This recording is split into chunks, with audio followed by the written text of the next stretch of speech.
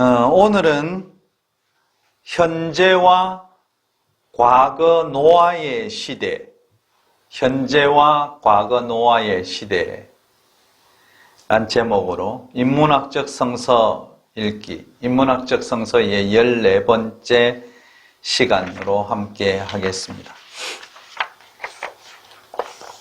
우리가 하나님을 믿는다, 예수를 믿는다. 이 믿는다는 단어는 신뢰한다는 단어로 우리가 바꿀 수 있습니다. 그래서 믿는다 하니까 어렵잖아요. 그래서 신뢰한다는 말이 훨씬 우리가 쉽게 다가옵니다. 하나님을 신뢰한다. 그것은 하나님께서 우리의 삶을 간섭하실 것이고 하나님이 살아계시고 하나님께서 과거에도 우리와 함께 하셨지만 오늘도 함께 하신다. 그 내용입니다. 우리가 예수를 믿는다는 것도 마찬가지입니다. 2000년 전에 예수께서 계셨고 또 그 예수께서 성령으로 우리와 지금도 함께 하신다는 사실을 신뢰하는 것, 그리고 구약적인 의미에서 보면 우리가 하나님을 믿는다, 하나님을 신뢰한다는 것은 하나님의 말씀인 성서, 또 하나님의 법, 성서의 정신을 기준으로 하나님 앞에서 내가 살겠다는 개인적 고백, 결단, 이걸 하나님 믿는다고 합니다. 그럼 예수 믿는다는 것도 예수께서 하신 말씀을 내 삶의 표준으로 삼아서 그 말씀에 나의 삶을 정조준해서 그가 하신 말씀, 그가 하신 삶, 그가 가지고 있던 정신, 이 정신을 내가 사는 날 동안 그대로 실천해 나가면서 살겠다는 결단, 이것을 가리켜서 예수 믿는다고 합니다. 다시 말하면, 한마디로 정의하면 내 삶 전체, 내 인생 전체를 하나님과의 관계 속에서 생각을 하고 예수와의 관계 속에서 생각하는 것, 이것을 기독교에서 말하는 신앙이라고 합니다. 기독교 신앙은 뭔가? 그거는 내가 어떤 사건이든 어떤 일이든지 하나님과의 관계성 속에서 생각하는 것이고, 어떤 사건이 발생해도 이것을 예수와의 관계 속에서 생각하는 것, 그리고 그것을 최우선으로 내놓는 것, 이것을 기독교 신앙이라고 합니다. 온갖 기적을 나타내고 이것이 기독교 신앙이 아닙니다. 이것을 하면 이렇게 복받는다, 이것이 기독교 신앙이 아니고, 기독교 신앙의 가장 근본적이고 핵심적인 것은 모든 일을 하나님과의 관계성 속에서 생각하고 예수와의 관계성 속에서 생각하겠다고 내가 결심하고, 그래서 이렇게 믿겠다고, 그 예수님을 내가 믿겠다고, 그 하나님의 살아계심을 내가 믿겠다고 고백하는 것이 기독교 신앙입니다. 그래서 신앙은 하나님과 예수와의 관계 연결입니다. 그럼 불신앙은 뭘까? 그럼 반대이잖아요. 그것은 관계의 파괴입니다. 난 절대로 하나님이란 존재에 대해서 나는 생각하지 않아. 나는 내 마음대로 내 뜻대로 행하고 살아갈 거야. 나는 나에게 이익이 되면 하고 나에게 이익이 되지 않고 좀 나에게 피해를 주면 내가 좀 힘들고 피해가 가면 나는 안 할 거야. 누구하고의 관계도 나는 상관치 않아. 이렇게 생각하는 부정의 관계입니다. 우리 성서에는 최초로 살인하는 장면이 나오지요. 가인이 동생 아벨을 특별한 사실은 이유가 없습니다. 내가 형인데 왜 내가 드리는 이것은 받지 않고, 그리고 내가 그동안 농사 지었던 것은 왜 이렇게 형편없을까? 하나님이 나를 축복해 주지 않았지. 그런데 동생은 짐승을 키우는, 양을 키우는 여러 가지 짐승을 키우는 일을 하고 있는데 왜 동생은 이렇게 하나님이 축복을 해 주셔가지고 왜 이렇게 잘 됐지? 그 내용입니다. 자기보다 잘된 동생을 결코 지켜볼 수 없었던 가인은 아벨을 죽입니다. 그래서 이것이 관계 부정의 단계라고 합니다. 자신과 부모의 관계가 파괴되기 시작합니다. 그리고 자신과 공동체와의 관계가 파괴가 이루어집니다. 그러면 어떤 결과가 일어나냐면 엄청난 폭력이 난무하는 세상이 됩니다. 나는 너와 관계치 않아. 나는 너와 상관없는 사람이야. 나는 너를 이렇게 할 수 있는 사람이야 라는 의식이 그 속에 있게 됩니다.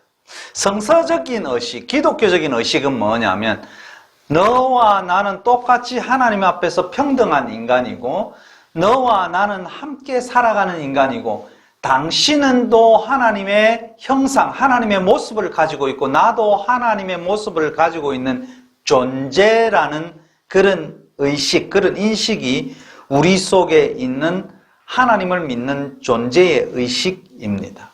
그러나 이것이 파괴되면 언제든지 폭력을 행사할 수가 있습니다. 이 폭력이라는 것은 물리적인 폭력만을 이야기하는 것이 아닙니다. 우리는 이웃을 주먹으로 때리고 그들에게 상해를 입히고 이런 적 다 없잖아요. 그런데 실제로 우리는 많은 부분에서 저도 마찬가지지만 제가 설교를 준비하면서 이런저런 생각을 많이 해봤습니다. 나는 어떤 때 참 폭력적일 수도 있겠다 이런 생각을 했습니다. 언어적인 폭력, 내가 지식이 많다는 걸로 또 누구보다도 좀 이런 방면에 어떤 방면에서 너보다 더 내가 우월하다는 걸로 조금 배우지 못한 사람을 향해서 그런 폭력을 행사하지 않을까? 그래서 사회적 폭력, 문화적 폭력이 있습니다.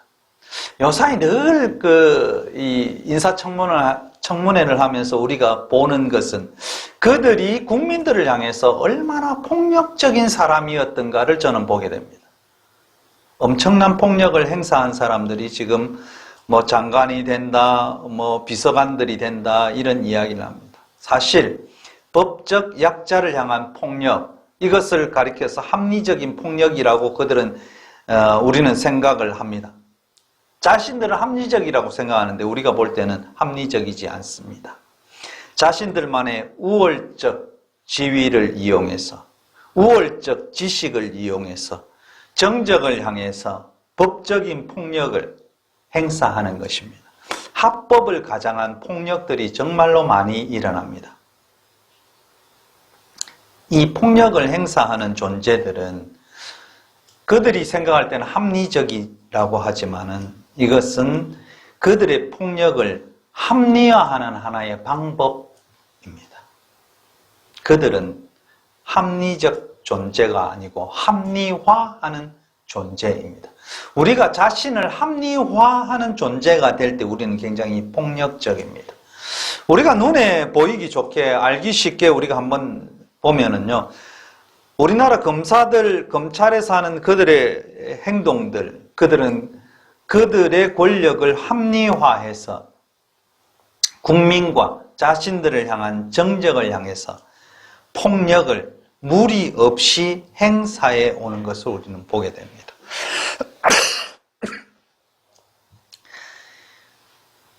하나님께서 노아의 시대, 제가 오늘 주제를 왜 현재와 과거 노아의 시대를 비교해 보겠다는 의미로 제목을 정했느냐 하면 하나님께서는 그래도 노아의 시대 그들의 폭력과 그들의 부패함과 그들의 포악함을 향해서 말씀하시면서 내가 그들을 땅과 함께 다 멸해버리겠다고 하나님께서 노아를 향해서 선포하셨습니다. 그런데 그것이 1년 후에, 2년 후에 벌어진 사건이 아니고 오랜 시간을 두고 하나님께서 참고 기다리면서 노아가 방주를 마치는 시간, 그 시간까지 기다리시면서 계속 참고 계시는 우리 하나님을 보게 됩니다. 우리가 기독교 신앙생활을 한다는 것은요, 이 방주가 짓는 그 시간까지 또 거기 들어가서도 마찬가지겠지만 하나님의 그 심판을 기다리는 그 시간까지 우리의 삶을 어떻게 살아가야 되는가의 문제를 생각해 봐야 한다는 것입니다.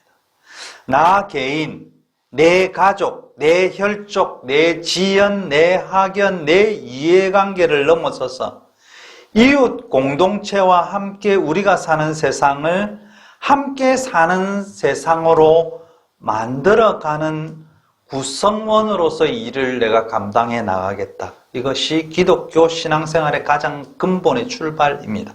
성서적 언어로 제가 표현하면은요, 예수의 언어로 표현하면 그것이 바로 하나님 나라의 실현입니다. 하나님의 뜻, 하나님의 축복, 성서가 말하는 천국, 이것을 만들어 나가겠다는 스스로의 확신, 그 믿음이 있어야 된다는 거죠. 우리가 사는 이 세상이 알게 모르게 보면 약육강식의 구조가 있습니다. 이 세상에서 우리가 그리스도인이라는 것은 이 세상을 약육강식의 구조를 이 세상에서 사라지게 만들고 사자와 어린 양이 아기와 독사뱀이 함께 어울려서 살 수 있는 그 세상을 만들어 가고자 하는 것이 예수의 소원이었고 예수의 바람이었고 예수께서 이 세상에 오셔서 하나님의 나라를 선포한 그 놀라운 역사인 것입니다. 예수께서 말한 하나님 나라는 별거 아니었습니다. 큰 것이 아닙니다. 딱 정의해 보면 예수께서 말한 하나님 나라는 서로 섬기고 먼저 높임을 받으려거든 먼저 섬기고 이웃을 내 몸과 같이 사랑해서 그들도 나처럼 아껴 나가는 것이 예수께서 말하는 하나님의 나라의 모습이었습니다. 거창하게 굉장하게 우리가 철학적으로 신학적으로 이것을 표현하지 않고 예수가 말씀하신, 그리고 예수께서 신약과 구약을 통틀어서 딱 두 마디로 딱 함축해서 말씀하셨잖아요. 우리가 잘 알고 있는 신구약의 하나님께서 우리에게 주신 말씀의 가장 큰 핵심, 가장 큰 출발, 다른 거 필요 없다. 이웃을 사랑하면 하나님을 사랑할 수밖에 없고 하나님을 사랑한다는 것은 이웃과 함께 살아가는 것이라. 이 두 가지로 그냥 성서 전체를 축약하고 성서 전체의 핵심을 말씀했습니다. 희망의 신학, 무슨 신학 이야기하지 않고요. 딱 두 가지로 결정을 하셨습니다. 근데 예수께서 죽으시고 십자가에 돌아가시고 부활하시고 우리에게 메시지를 전해주고 2000년이 지나갔지만 과거나 현재나 물론 역사는 발전해 나왔지만 엄청난 폭력과 부패함들이 이 세상에 존재하고 있다는 사실입니다. 구약의 선지자와 예언자들도 늘 이것을 지적했습니다. 예수님도 이 세상의 폭력과 부패함을 지적했습니다. 사도 바울도 그랬습니다. 그래서 사도 바울과 예수 그리스도와 구약과 선지자와 예언자들은 늘 주장한 것이 뭐냐? 하나님의 정의의 나라, 하나님의 평화의 나라, 이방인과 나약한 사람과 고아와 과부를 돌봐주는 이 모든 삶을 구약에서 아주 집중적으로 이야기하고 있습니다. 말씀하고 있어요. 예수께서 오셔서도 똑같이 집중적으로 여기에 핵심을 두고 있습니다. 너희들이 여기 기본 논리로 가지 않으면 너희가 부패하고 너희의 하는 행동은 폭력적이다.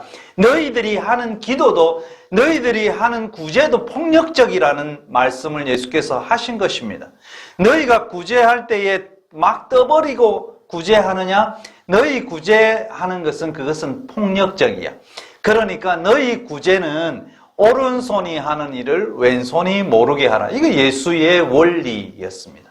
왜냐하면 너희들이 떠버리고 하면 그거는 폭력적이기 때문에 받는 사람의 입장에 가서 보면 굉장한 폭력을 행사하기 때문입니다. 우리나라의 민주정부들이 들어서면서요, 이 어느 하나가 하나씩 바뀝니다. 이 법령의 이 명칭이 바뀌어요. 그전에는 그 사회 보호법, 그 다음에 어떤 그 복지에 관한 부분에 있어서는 보호라는 말을 많이 썼습니다. 노약자 보호법. 그래서 보호라는 개념이 있어요. 근데 지금 민주정부를 들어서면서 뭐로 바뀌느냐 하면 이 단어가 보장이라고 바뀝니다. 보호와 보장은 여러분 이 단어 하나의 단어 차이인데요. 엄청난 차이가 있습니다. 보호한다는 것은 수직적인 관계입니다. 보장이라는 것은 수평적인 관계입니다. 그래서 사회 지금은 보장법입니다. 사회보호법이 아니에요. 보장과 보호라는 이 단어 하나가 얼마나 많은 차이를 가지고 있는지, 가진 사람이 얘다 이거 너 하나 먹어 하고 돈을 주고 지원하는 거, 내가 그래 난 과일도 고급 과일을 많이 먹으니까 너는 그래 당신 못 먹지, 그러니까 이 과일 얘다 하나 먹으라고 주는 것을 가리켜서 보호라고 합니다.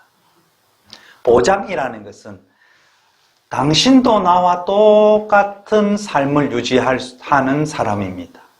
당신도 나와 동등한 사람입니다. 당신이 지금 어렵게 된 이유는 이 사회에 여러 가지 구조의 문제가 있을 수 있겠으니 국가에서 당신의 삶을 똑같은 일반적인 시민과 살 수 있는 그런 인격적인 존재로 보장하겠습니다. 이것이 보호와 보장의 차이입니다. 성서의 원리도 똑같다는 거지요. 보호와 보장의 차이처럼 계급적인 관계에서 이루어지는, 기득권 이기주의 관계에서 이루어지는 이런 것이 판치는 세상을 바꾸는 것이 기독교의 원리입니다.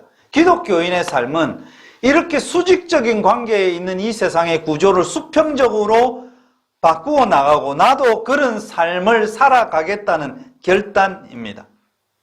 그렇지만 이것이 호락호락하지 않습니다. 왜냐하면 에덴 동산에서부터 시작된 이 모든 폭력적인 관계가 가인과 아벨에게 이어지고 가인에게 이어진 이것이 라멕의 시대로 이어지고, 그리고 노아의 시대로 이어지면서 사람들이 더 하나님 앞에 더 나아가고 선하고 깨끗하고 부패하지 않고 폭력적이지 않아야 되는데, 오늘 성서 본문에 보면은 11절에 그때에 온 땅이 하나님 앞에 부패하고 포악함이 땅에 가득한지라 이렇게 표현하고 있어요.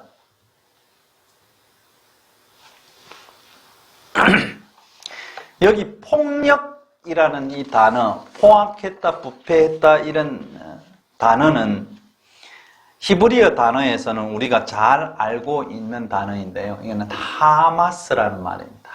하마스라는 말 안 들어보셨어요? 하마스. 현재 이스라엘에 대한 테러를 주도하고 있는 팔레스타인의 대표적 무장단체의 이름이 하마스입니다. 하마스라는 말은 폭력을 의미하는 말입니다. 즉 땅의 부패함이 이 땅에 가득 찬 폭력임을 보여준다는 거예요. 이 땅이 부패했다는 것은 이 땅에 폭력이 가득했다는 겁니다. 폭력은 무엇인가요? 자신의 뜻과 욕망을 관철하기 위해서 상대를 짓밟고 힘으로 눌러버리는 것, 이것을 폭력이라고 합니다. 러시아가 우크라이나를 향해서 폭력을 행사합니다. 아무 이유도 없이 시민들은 그냥 죽습니다. 자신들이 크림반도도 차지하고 군사적으로 우월한 위치에 있기 위해서 사람의 생명은 아무 상관이 없습니다. 제주 4.3 사태도 이념을 가장한 폭력을 행사해서 수십만 명의 제주 시민들이 돌아가시게 되는 그런 엄청난 역사적인 아픔도 우리가 가지고 있습니다. 폭력은 어떤 경우에도 정당화될 수가 없습니다. 우리가 육체적으로 행사하는 폭력뿐만 아니로 우리의 말로 행사하는 폭력이나 어떤 사회적, 문화적, 지식적인 폭력이나 그것은 용납될 수 없는 것입니다. 예수께서 그래서 마태복음 26장 52절에 내 칼을 도로 칼집에 꽂으라. 칼을 가지는 자는 다 칼로 망하느니라. 지금 새로 된 대한민국 정부에게 제가 이 말씀을 드리고 싶습니다. 칼을 가지는 자는 다 칼로 망합니다. 이 폭력적인 자들은 자신의 존재를 위태롭게 하고 자신의 부끄러움을 지적하는 상대를 제거해 버립니다. 자신들의 필요를 채우기 위해서 상대방을 눌러버립니다. 우리 속에도 사실 이런 폭력적인 부분이 존재하고 있습니다. 우리 심장 저 마음 저 깊숙한 곳에 자신들의 기득권과 세력을 유지하기 위해서 없는 제도 만드는 기획수사도 합니다. 요새 늘 나오죠. 탈북한 시민을 자신들의 업적을 위해서 서류를 조작해서 간첩으로 만들고요. 이 간첩 조작한 것이 무죄로 나오니까 또 다른 것으로 이 사람을 재판에 넘깁니다. 거의 10년여간을 법정에서 이분은 시간을 보내게 됩니다. 다 무죄가 나오는데요. 근데 이분을 향해서 이렇게 10년 동안 괴롭히던 검사 누구도 사과하지 않습니다. 이 수사했던 사람이 국회에 나와서 사과하세요 하니까 절대로 사과하지 않는 악랄함을 우리가 보게 됩니다. 이것이 부패함이요 폭력적인 것입니다. 요새 시끄러운 수사권, 기소권 어쩌고 저쩌고 이야기하지만 이거 다 자기들 합리화이고 거짓을 가지고 언론 플레이하는 것입니다. 그들은 노아에게 하신 하나님의 말씀을, 또 안타까운 것은 이런 짓을 하는 사람들이 기독교인 집사들이 많다는 겁니다. 교회 다니는 사람이 많다는 것입니다. 참 부끄럽습니다. 노아에게 이 말씀하셨습니다. 모든 혈육 있는 자의 포악함이 땅에 가득함으로 그 끝날이 내 앞에 이르렀으니 내가 그들을 땅과 함께 멸하리라. 이 경고의 말씀을 이런 폭력적인 자들, 폭력을 행사하는 자들, 한국 기독교계가 가슴 깊이 새겨들어야 합니다. 대한민국의 교육계, 금융계, 심지어 국무총리에 지명된 자도, 장관에 지명된 자들도 자신들의 사리 사욕에 가득 차서 자신들은 옳고 자신들만 또 옳고 시민들은 어리석다고 생각합니다. 우린 다 옳게 행동했다. 그래서 국민들이 낸 세금으로 사용되는 그들의 법인카드는 그들이 한 끼 식사에 16만 원씩 하는 엄청난 식사를 거침없이 매일매일 수도 없이 가서 그냥 부끄러움 없이 쓰게 됩니다. 순진하게 세금을 내는 국민을 우롱하고 멸시하는 처사라고 저는 생각합니다.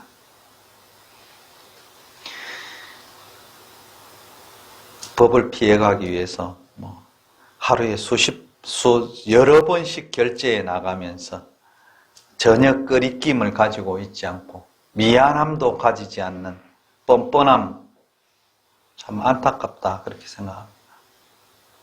하나님은 오늘 본문에서 이런 자들을 땅과 함께 멸하리라고 강력하게 말씀하셨습니다. 우리가 하나님의 살아계심, 하나님의 역사 개입을 믿는다면 하나님은 악에 대하여 분명히 승리하실 것이고 후한무치한 포악한 세력을 정리해 주실 거라고 저는 확실히 믿습니다. 지금 이런 자들에게는 지금 이 세상이 참 좋은 세상일 것이다 그렇게 생각합니다. 그들이 마음대로 폭력을 행사하고 합법을 가장한 폭력, 법을 피하기 위해서 법칼을 끊어서 결제하며 하하호호 하고 있습니다. 저는 이번에 놀란 것은 일제 36년의 친일파들의 세력들이 지금 다시 대한민국을 주름잡고 있다는 사실입니다. 이 정부의 비서실에 지금 포진되어서 들어오는 사람은 다 거의 다 뉴라이트 계열에 소속되어 있는 사람들입니다. 국민을 간첩으로 만들던 사람이 비서진에 발탁됩니다. 문화와 체육을 책임지고 있는 문체부 장관은 일본을 향해서 아주 늘 좋은 말로 일본은 선진국이고 우리는 후진국이고 우리의 국민은 정말로 어리석다, 바보다, 준법 정신도 없다 이런 이야기를 합니다. 그래서 일본을 향해서 세계를 경영했던 나라이기 때문에 준법 정신이 강하다. 우리나라는 틈만 나면 핑계를 댄다. 그에 비해서 일본은 다른 국가를 경영해 보한 경험이 있어서 준법 정신이 강하다. 이것이 문체부 장관의 실체입니다. 그러면서 이 먹는 문제에 있어서 한국 사람은 방사능이라면 일본 수산물과 초밥을 먹지 않는다고 한다. 하지만 동경에는 돈이 없어서 사시미와 초밥을 못 먹는다. 이런 이야기합니다. 동일본 대지진 때 한국 조선인들이 6,000명 이상 살해당했습니다. 이 사건을 향해서 이분은 이렇게 표현했습니다. 저는 일본 사람이 맞다 이렇게 생각할 정도입니다. 이 동경 대일본 지진에 일본은 침착하게 대응했다. 그래서 일본의 침착한 대응이 빛났다. 그에 비해서 한국인들은 고함과 호들갑에 익숙하다. 일본 그 구구 혐한론자가 하는 발언에 가깝습니다. 이것이 앞으로 대한민국의 문화와 체육을 책임질 사람, 그 사람이 하는 말이고 그가 가지고 있는 생각입니다. 정말 놀라운 것은 일본의 그 국왕을 향해서 칼럼을 쓸 때 이렇게 표현한 표현도 있습니다. 황폐와 폐하, 황태자 부부는 아름다운 커플. 이런 칼럼도 우리나라 신문에 써요. 이들은 이렇게 하는 것이 국민들, 대다수의 국민들, 위안부 피해자 할머니들, 강제 동원돼서 정말 거기서 죽어갔던 사람들, 거기서 노동자로서의 월급조차 받지 못했던 이런 사람들 향해서 얼마나 그 말 한마디 한마디가 폭력적인지 깨닫지 못합니다. 이런 사람들이, 이런 행정가들이, 이런 역사학자들이, 이런 교육계에 있는 사람이 아직도 정리되지 않고 남아있다는 것은 대한민국 국민으로서 또 한국의 독립운동을 주도했던 기독교인의 한 집단으로서 참 안타까움을 느낍니다. 우리가 선진국으로 여기고 있는 프랑스의 나치 소탕의 의지를 보면 지금도 시간이 엄청나게 지난 시간임에도 불구하고 아직도 나치에 동조했던 사람을 찾아서 세계 어디에 있든지 그를 찾아내서 벌하는 그들의 의지, 다시는 국민들을 억압하지 않고 다시는 국민들이 이런 피해를 당하지 않게 만들겠다는 그들의 의지 정말 대단하다고 생각합니다. 그래서 어떤 경우가 있더라도 경제가 발전하든 발전하지 않았든 그들은 선진 국민입니다. 우리는 한 번도 친일을 청산한 적이 없습니다. 앞으로 5년 동안 한국의 보수 뉴라이트 기독교 교인들, 목사들, 그리고 친일파들 이런 분들이 대한민국의 역사를 이끌고 간다는 것 참 안타깝지만 저는 하나님의 진보의 역사 간섭을 믿습니다. 그래서 기도하면서 기다립니다. 그들이 아무리 폭력을 행사하고 힘있고 권력 있는 자들이 행복하고 쾌적한 세상이지만 그러나 하나님께서 보시기에는 부패한 세상이고 진멸하지 않고는 견딜 수 없는 세상입니다. 노아의 시대에 온 세상을 힘쓰는 가치가 무엇이었냐? 그것은 힘이었습니다. 지금 대한민국도 이렇게 교회도 대형 교회에서 힘 있는 자들이 기독교계를 좌지우지하고 있고 정치에서도 어떤 합법을 가장한 힘 있는 자들이 폭력을 행사하고 약자를 짓밟고 유린하는 현실이지만 그러나 하나님께서는 노아 시대에도 간섭하셨듯이 지금의 시대도 간섭하시고 함께 하실 것이라고 믿습니다. 이러한 시대에, 이 폭력적인 시대에, 부패한 시대에 노아를 향해서 하나님께서 노아를 부르시면서 이렇게 말씀하십니다. 너는 의인이고 내 앞에서 완전하다고 노아를 향해서 말씀합니다. 근데 노아가 뭐가 의인이었을까요? 노아가 뭐가 완전했을까요? 노아는 홍수가 끝난 후에 술 먹고 아주 취해가지고 실수하는 모습도 가지고 있는 인간의 모습, 인간 아버지의 모습 그대로를 나타내는 것도 노아의 모습입니다. 노아가 무슨 거룩해서 대단한 어떤 인격을 가지고 있어서 하나님께서 노아를 의인이고 도덕적으로 또 완전하다고 이렇게 말씀하신 것이 아닙니다. 노아는 하나님을 이 영어 성서에 가서 보면 노아의 의인이고 완전하다는 이 표현을 아주 좀 쉽게 표현해 나왔는데요. 실제로 노아를 하나님께서 의인이다 완전하다고 보신 이유는 그가 늘 삶에서 하나님을 찾고 이 삶이 이러한 이 세상의 형태가 하나님의 말씀에 동의가 되는지 살피고 하나님과 함께 걸어가야 되겠다 이렇게 결단을 한 그 행동이 하나님이 노아를 향해서 너는 의인이다 완전하다 이렇게 평가했습니다. 자신의 힘을 자랑하는 세상에서 자신의 능력을 자랑하는 세상에서 하나님 이것은 내 능력이 아니고 나의 힘이 아닙니다. 내가 하나님께서 이것을 주신 것은 이웃과 함께 약자를 향해서 그들을 정말 사랑하고 그들을 지켜보고 그들과 함께 살라고 주셨으니 나누겠습니다. 이런 삶의 하나의 모토를 가지고 있었다는 것입니다. 우리가 구약 성서에서요 모세의 율법 중에 눈에는 눈, 이에는 이, 이거는 참 악랄하다, 무자비하다, 시대에 뒤떨어지다, 졌다 이렇게 생각하잖아요. 그것이 과거에 가르쳐졌던 내용입니다. 그렇지만 그 내용은 그 내용이 아닙니다. 네 눈이 중요하냐? 그러면 상대편 눈도 중요하다. 네 이빨이 중요하냐? 그러면 상대편 이빨이 중요하다는 의미가 여기에 있는 거지. 네 눈을 다치게 했느냐? 그럼 그 사람 눈도 다치게 해라. 이 뜻을 가지고 있는 것이 눈에는 눈, 이에는 이라는 말의 이 율법의 의미가 아닙니다. 율법의 의미는 사람을 다치게 만들고 1대1로 네 팔을 잘랐나? 그러면 상대편 팔도 잘라야지. 그 뜻이 아니고요. 율법의 뜻은 네 팔 중요하지. 상대편 팔도 참 중요해. 네 눈이 중요하지. 상대편 눈도 중요해. 신분과 계급과 부자와 가난함과 무관하게 다른 사람의 눈도 내 눈처럼 똑같이 중요하다고 선포하는 말씀이 뭐냐? 눈에는 눈, 이에는 이라는 말씀입니다. 노아에게도 홍수 후에 사람을 귀하게 여겨서 함부로 피를 흘리지 말게 하라고 하나님께서 말씀하셨습니다. 네 피가 중요하냐? 다른 사람의 피도 중요하다. 노아가 특출한 것이 아니었습니다. 그러나 하나님은 노아에게 당대의 의인이며 완전하다고 말씀하셨습니다. 예수님도 성도의 온전을 말씀하십니다.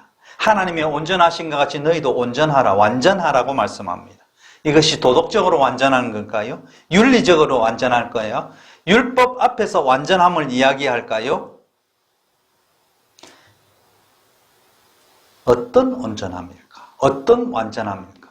하나님에게 능력이 있음을 믿고 악이 절대로 승리할 수 없다는 확신을 절대로 흔들리지 않고 하나님을 향한 신뢰를 가지면서 하나님께서 오늘 나에게 하시는 말씀을 내 가슴 속에 새기고 거기에 공감하고 동의하면서 조금이라도 함께 하나님과 일하겠다는 결단을 내리고 사는 것을 향해서 의인이며 완전하다고 말씀하는 것입니다. 구원이 무엇인가요? 언제 어디서나 악을 향해서 하나님이 분명히 개입하실 것이라는 확신을 가지고 사는 것이 구원의 삶입니다. 지금은 힘이 승리하는 것 같지만 결단코 힘과 권력은 승리하지 못하고 하나님의 정의와 공의가 승리하고 평등, 평화와 함께 사는 공동체의 삶이 승리한다는 믿음의 확신, 이웃을 향한 배려와 사랑과 관심이 우리를 하나님의 온전하심으로 이끌어 갈 것입니다. 오늘은 우리가 특별히 어버이 주일인데요.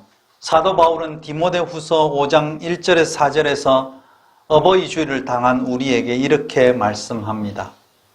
늙은이를 꾸짖지 말고 권하되 아버지에게 하듯 하며 젊은이에게는 형제에게 하듯 하고 늙은 여자에게는 어머니에게 하듯 하며 젊은 여자에게는 온전히 깨끗함으로 자매에게 하듯 하라.